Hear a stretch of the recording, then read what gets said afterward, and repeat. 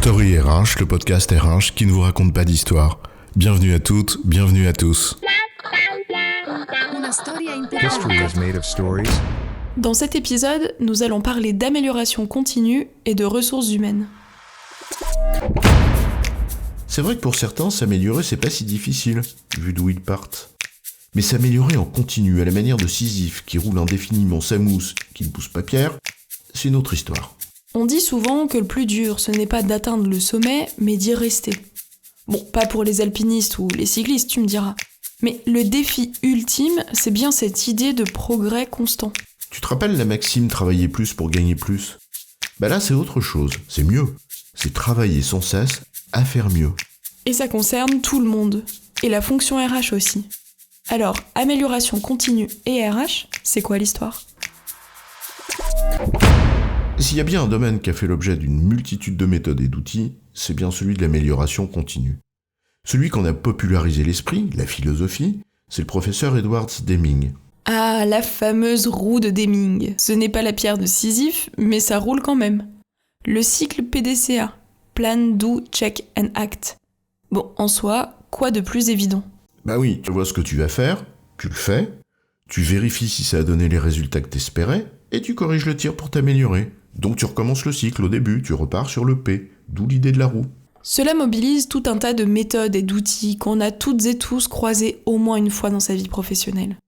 Des méthodes d'ordre général qui viennent le plus souvent du domaine de la qualité, comme le système de management de la qualité de la norme ISO 9001, par exemple. Qui n'a en effet pas entendu parler de Lean Management impliquant des méthodes comme la méthode Kaizen, la méthode des 5S ou de Six Sigma avec ses Yellow, Green and Black Belts. On manque pas de modèles. Mais c'est aussi des outils spécifiques, notamment en matière d'analyse pour cerner ce sur quoi agir.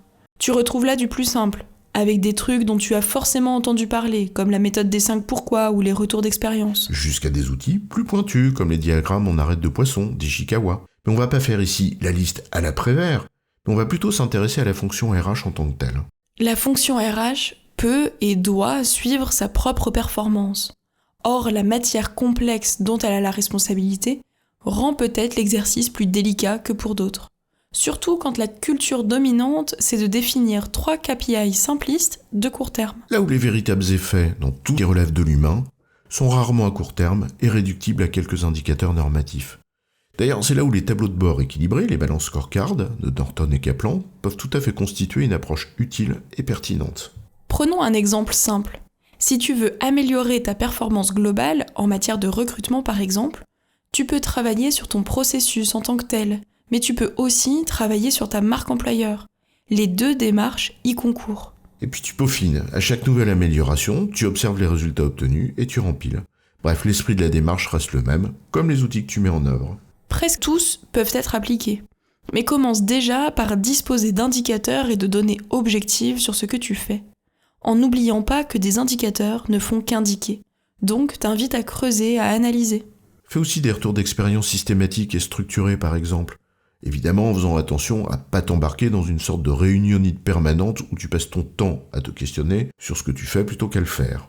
Mais au moins, se poser des questions simples sur les principaux sujets.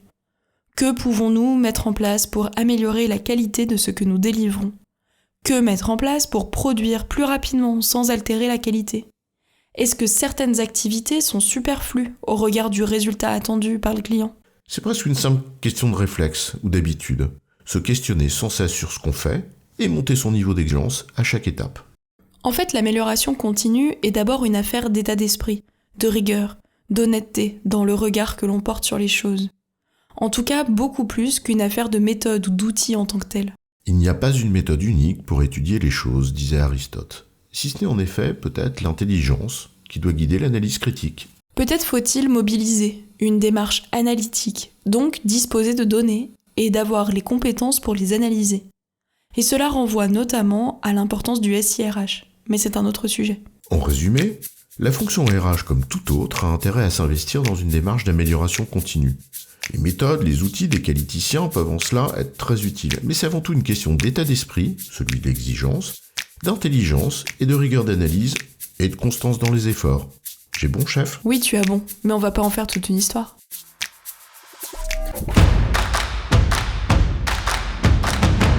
Story RH, le podcast RH qui ne vous raconte pas d'histoire.